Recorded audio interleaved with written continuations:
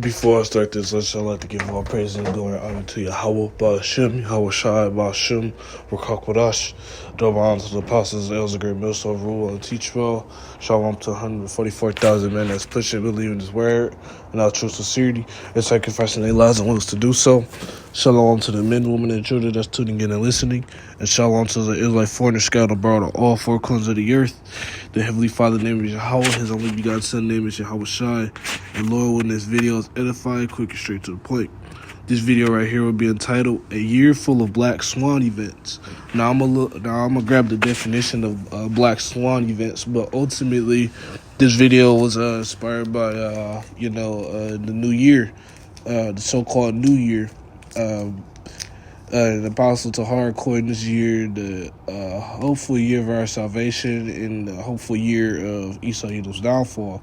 To roughly paraphrasing, but ultimately, as each and every day we get closer to the Lord and closer to his return, Esau Edom is on the left-hand side, being sped up by prophecy's sake.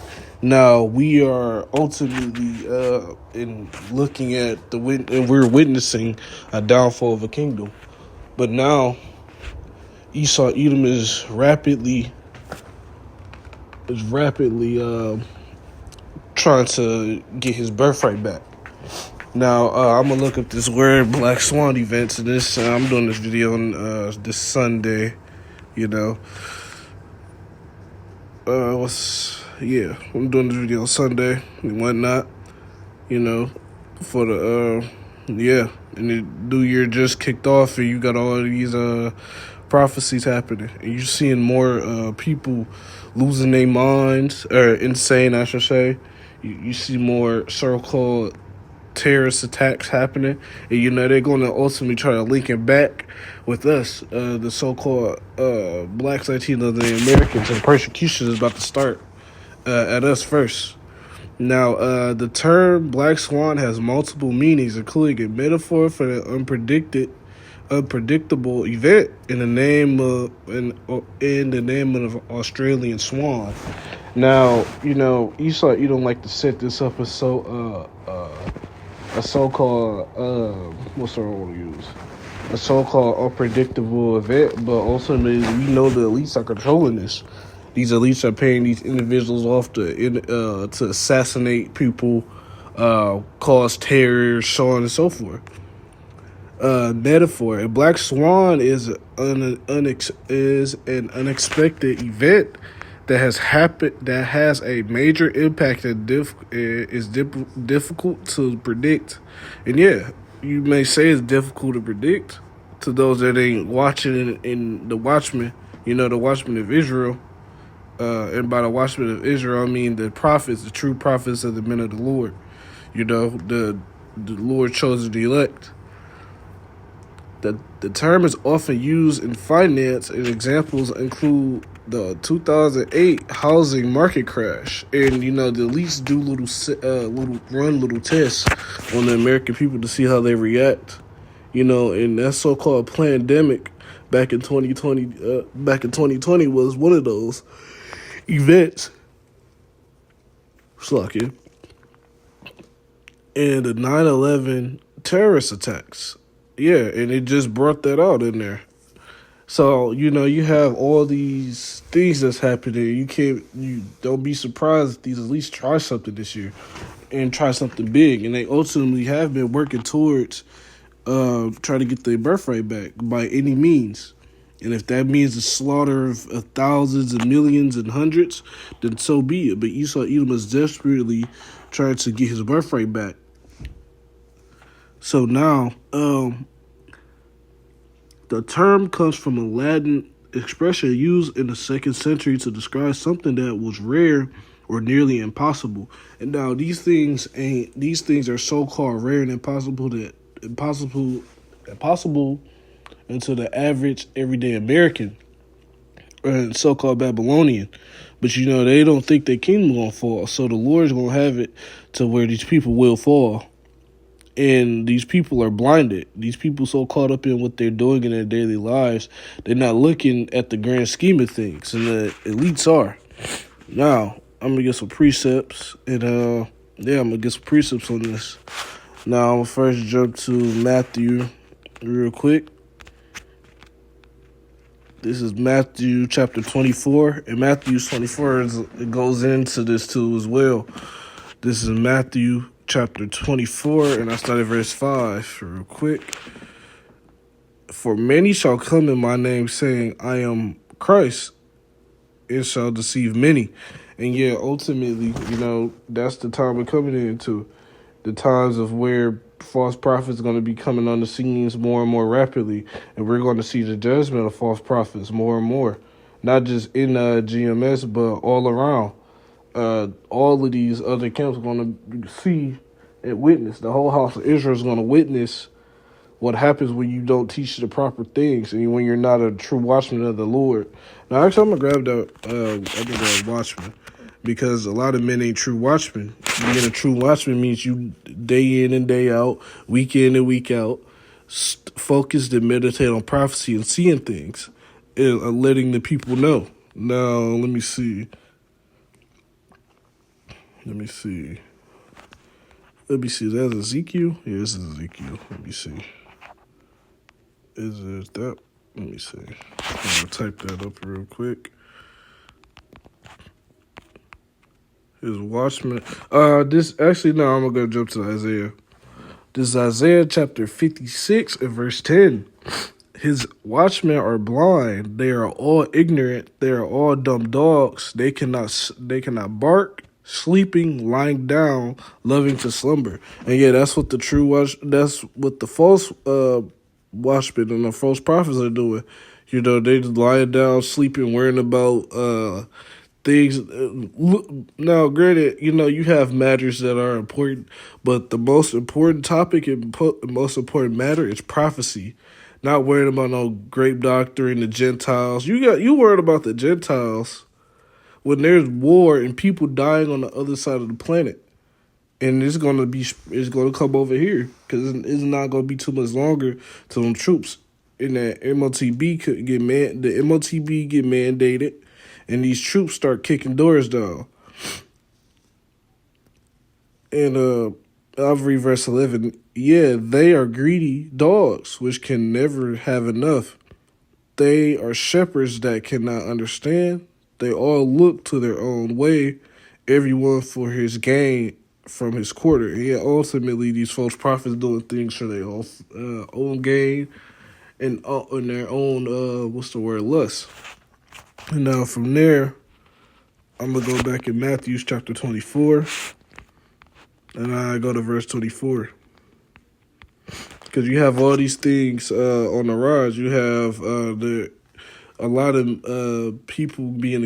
men being exposed, a lot of false prophets being exposed, Christians being exposed. You have all of these things. You have the elites getting ready to make their move. You have a lot of things going on. You got the Valley of Hoshaphat. The people, the heathens are getting ready. Persona Joel chapter 3, 2 Edges 13, so on and so forth. You're going to have a lot of these things going this year. You're going to have a lot of things to look out for. So you have to be vigilant and diligent, So this is Matthew chapter 24 and verse 24. For there shall arise many false Christs and false prophets, and shall shew great signs and wonders, insomuch, if it were possible, they shall deceive the very elect. And the elect won't get deceived. The elect will have their eyes open, and the Lord will ultimately have it to where the elect will not be touched. And by not be touched, I mean they won't be corrupted. The Lord is going to make sure the elect are good at the end of the day. Now, back to the Black Swan event, you're going to have instances where Esau either going to run tests on the people, the modern day Americans, to see how they react.